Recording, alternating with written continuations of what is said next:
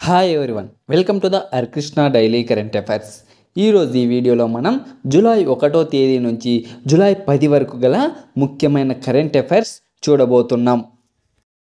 First one, ప్రభుత్వ రంగ సంస్థ పవర్ గ్రిడ్ కార్పొరేషన్ దక్షిణ ప్రాంత చీఫ్ జనరల్ మేనేజర్గా ఎవరు బాధ్యతలు చేపట్టారు?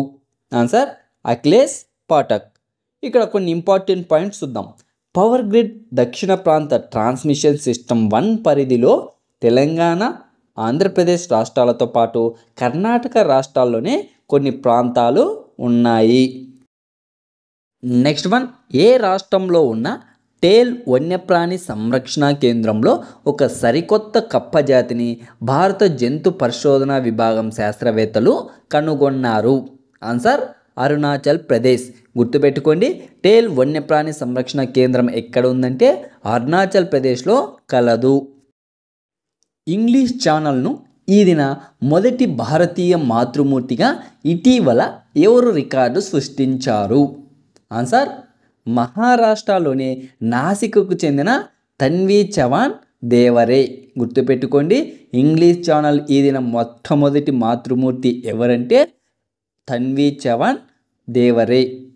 ఇక్కడ గుర్తుపెట్టుకోండి, ఇంగ్లీష్ ఛానల్ అనేది అట్లాంటిక్ మహాసముద్రం యొక్క ఒక భాగం. ఈ దక్షిణ ఇంగ్లాండ్ను ఉత్తర ఫ్రాన్స్ నుండి వేరు చేస్తుంది. అదేవిధంగా బ్రిటన్లోనే డోవర్ నుంచి ఫ్రెంచ్ తీరం వరకు 42 కిలోమీటర్ల దూరం ఇద్దరు పిల్లలు అయిన తన్వి 17.42 గంటల్లో చేరుకున్నారు. జూన్ 29 ఉదయం 8 గంటలకు ప్రారంభించి మధ్యలో ఎలాంటి విశ్రాంతి లేకుండా లక్ష్యం అనేది పూర్తి చేయడం జరిగింది. ఇంగ్లాండ్, ఫ్రాన్స్ను వేరు చేసే ఇంగ్లీష్ ఛానల్ను ఈదడం చాలా కష్టమైన ప్రక్రియ. సూర్యుడిపై పరిశోధనల కోసం భారత్ ప్రయోగించిన తొలి హ్యూమోనౌక ఏది? Answer Aditya L1. ఆదిత్య L1ను 2023 సెప్టెంబర్ 2న ప్రయోగించడం జరిగింది. 2024 జనవరి 6న అది L1 కక్షలోకి ప్రవేశించింది. అదేవిధంగా ఆదిత్య L1 2024 జూలై 2వ తేదీ విజయవంతంగా ఒక పరిభ్రమణంను పూర్తి చేసుకుంది. సూర్యుడు మరియు భూమి వ్యవస్థలోనే L1 బిందువు చుట్టూ ఈ ప్రదక్షిణ చేసింది. అక్కడ ఒక పరిభ్రమణం పూర్తి కావడానికి 178 రోజులు పడుతుంది. దేశంలోని పేదరికం ఆర్థిక మేధో సంస్థ NCAER విడుదల చేసిన అధ్యయన పత్రం ప్రకారం 2022-24 మధ్య ఎంత శాతానికి పరిమితమైందని పేర్కొంది? ఆన్సర్ 8.5%. Important points. 2011-12లో దేశంలో 21.2% పేదరికం ఉండగా 2022-24 మధ్య 8.5%కి పరిమితమైందని పేర్కొంది. Rethinking social safety nets in a changing society పేరుతో NCAER ఈ పత్రాన్ని విడుదల చేయడం జరిగింది. అదేవిధంగా టెండూల్కర్ కమిటీ నివేదిక ప్రకారం దారిద్ర్య రేఖ అనేది గ్రామీణ ప్రాంతాలలో అయితే 447 రూపాయలు కాగా పట్టణ ప్రాంతాలలో 579 రూపాయలుగా నిర్ణయించారు. 2004-2005 మధ్య దీన్ని రాష్ట్రాల వారీగా మార్చారు.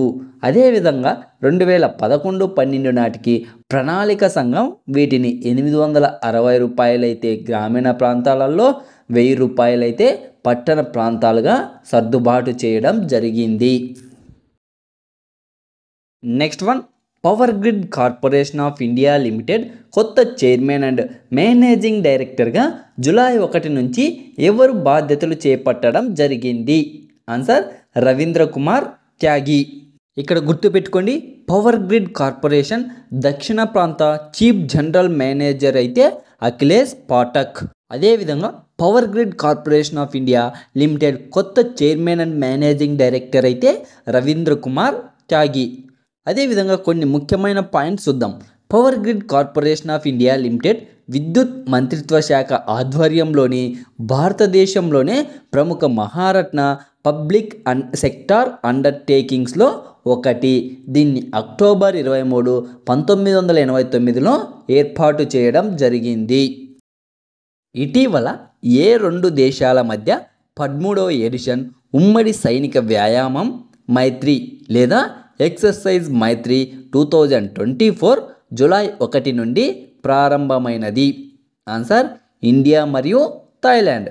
ఇంపార్టెంట్ పాయింట్స్: 13వ ఎడిషన్ ఉమ్మడి సైనిక వ్యాయామం మైత్రిని జూలై 1 నుండి థాయిలాండ్లోని తక్ ప్రావిన్స్లోని ఫోర్ట్ వచిరప్రకన్ వద్ద రెండు దళాల మధ్య పరస్పర చర్యను మరింత మెరుగుపరచడానికి ప్రారంభించాయి. అదేవిధంగా మైత్రి 12th ఎడిషన్ అయితే 2019 సెప్టెంబర్లో మేఘాలయలోని ఉమ్రోయిలో జరిగింది. నెక్స్ట్ వన్, ఇటీవల నెదర్లాండ్స్ కొత్త ప్రధానమంత్రిగా ఎవరు బాధ్యతలు స్వీకరించారు? Answer Dick Schoof. అదేవిధంగా నెదర్లాండ్ క్యాపిటల్ ఏమిటంటే ఆమ్స్టర్డామ్. Currency the euro.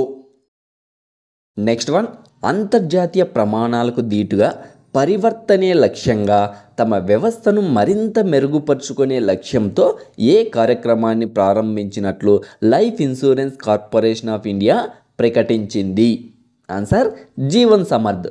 దీన్ని సాధించేందుకు అంతర్జాతీయ కన్సల్టింగ్ సంస్థతో భాగస్వామ్యం కుదుర్చుకున్నట్లు కూడా ఎల్ఐసి తెలిపింది.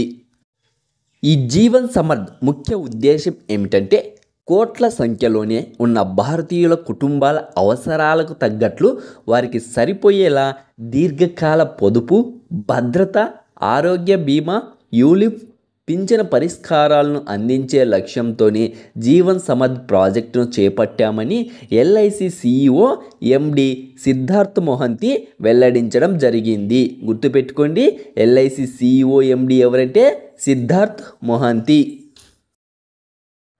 జూలై 10 నుంచి బంధన్ బ్యాంక్ తాత్కాలిక ఎండి సిఇఓగా ఎవరు బాధ్యతలు చేపట్టనున్నారు? Answer Ratan Kumar Kesh. Bandhan bank headquarters ఎక్కడుందంటే కోల్కతాలో కలదు. తూర్పు లదాఖ్లో వాస్తవాధీన రేఖ ఎంబడి చైనా దుందుడుకు చర్యలను అడ్డుకునేందుకు భారత్ అభివృద్ధి చేసిన తేలికపాటి యుద్ధ ట్యాంకు పేరు ఏమిటి? ఆన్సర్ జొరావర్.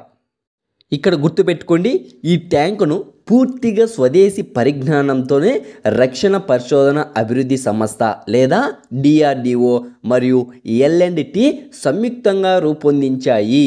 25 టన్నుల బరువు ఉండే ఈ జొరావర్ ట్యాంకును వాయుమార్గంలో కూడా రవాణా చేయవచ్చు. చైనాతో ఉన్న వాస్తవాధీన రేఖ వెంబడి శరవేగంగా మోహరించేందుకు వీలుగా దీన్ని డిజైన్ చేయడం జరిగింది. దీనికి గుజరాత్లోని హజీరాలోని ఎల్ఎండ్టి కర్మాగారంలో ప్రాథమిక పరీక్షలు కూడా జరిగాయి.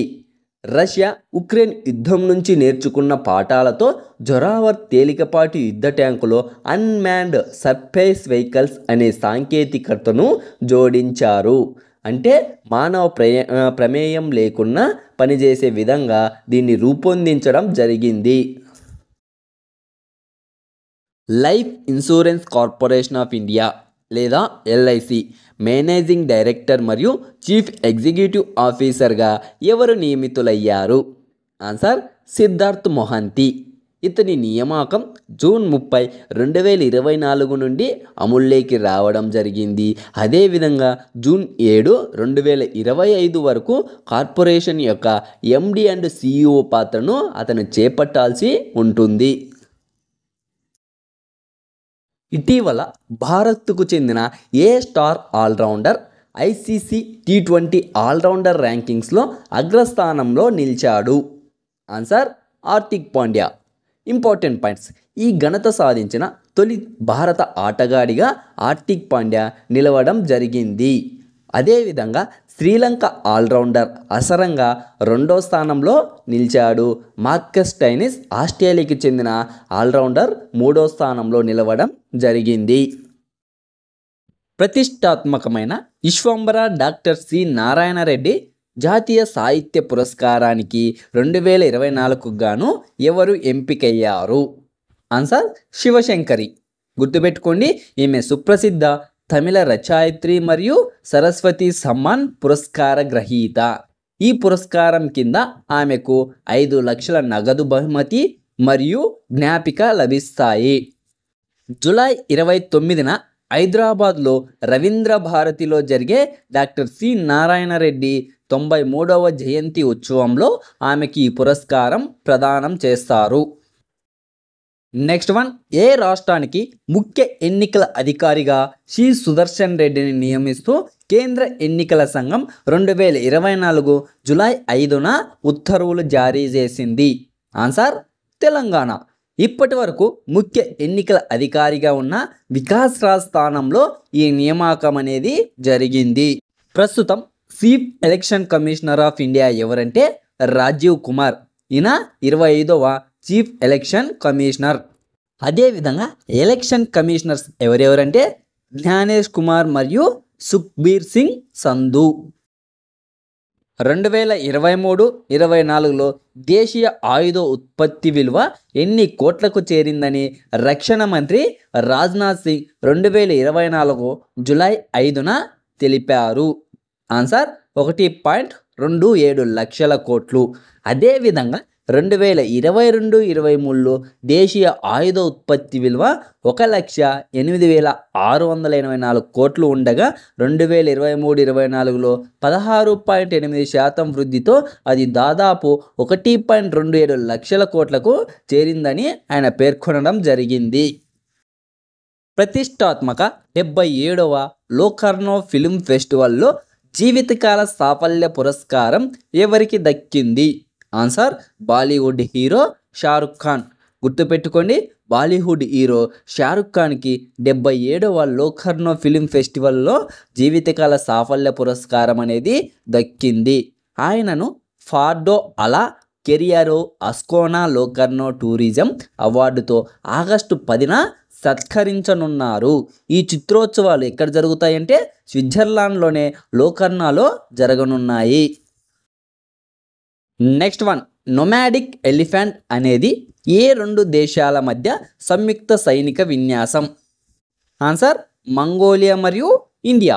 భారత్ మరియు మంగోలియా దేశాల మధ్య సంయుక్త సైనిక విన్యాసం నొమాడిక్ ఎలిఫెంట్ జూలై 3 నుండి 16 వరకు మేఘాలయలోనే ఉమ్రోయిలో నిర్వహిస్తున్నారు.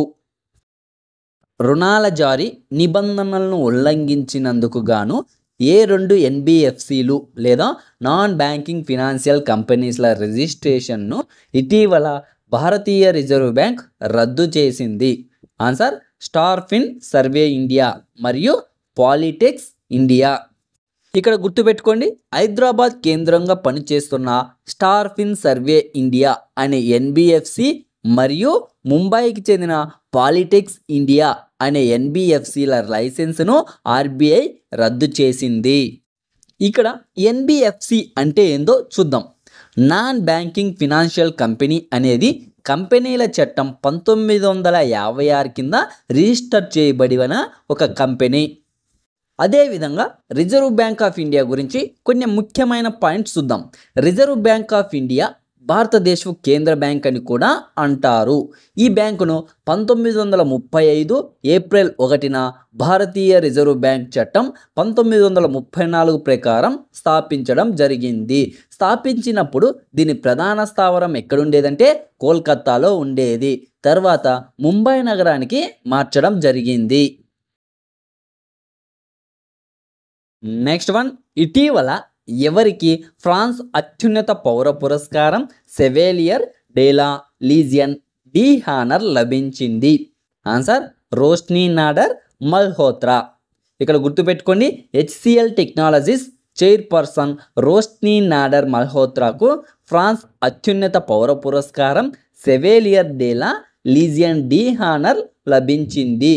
వ్యాపారం స్థిరత్వానికి ఆమె సేవలకు గుర్తింపుగా ఈ పురస్కారం అందించారని పేర్కొంది.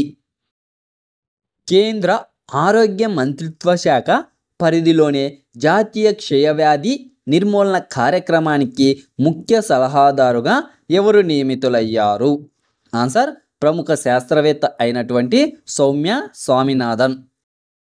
9 కీలక రంగాలలో మరింత ముందుకు సాగాలని భారత్, రష్యా నిర్ణయం. భారత ప్రధాని నరేంద్ర మోడీ మరియు రష్యా అధ్యక్షుడు వ్లాదిమిర్ పుతిన్ల మధ్య జూలై 9న జరిగిన మాస్కో శిఖరాగ్ర సమావేశంలో రెండు దేశాల బంధంలో నవశకానికి నాంది పలికింది. 9 కీలక రంగాల్లో సహకారానికి నాంది పలకడం జరిగింది. అవేంటో ఇప్పుడు చూద్దాం. 2030 నాటికి రెండు దేశాల మధ్య $100 బిలియన్ వాణిజ్యం లక్ష్యంగా నిర్ణయించింది. జాతీయ కరెన్సీల ద్వారా వాణిజ్యాన్ని స్థిరీకరించుకోవడం, అదేవిధంగా ఉత్తర దక్షిణ కారిడార్ వంటి కొత్త మార్గాల ద్వారా కార్గో సేవలను విస్తరించడం, వ్యవసాయ, ఆహార, ఎరువుల రవాణాలో వృద్ధి సాధించడం, అణు ఇంధనంతో పాటు ఇతర ఇంధన రంగాలలో మరింత సహకారం, మౌలిక వసతుల రంగంలో మరింతగా సహకరించుకోవడం, డిజిటల్ ఆర్థిక రంగంలో పెట్టుబడులను ప్రోత్సహించడం, సంయుక్త ప్రాజెక్టులను చేపట్టడం, ఔషధాల సరఫరాలో పరస్పర సహకారం, మానవతా సహాయంలో కలిసి పనిచేయడం. కంటెంట్ నచ్చినట్లయితే ఒక లైక్ చేసి, ఇంకా ఎవరైనా ఛానల్ని సబ్స్క్రైబ్ చేసుకోకపోతే వెంటనే సబ్స్క్రైబ్ చేసుకోండి.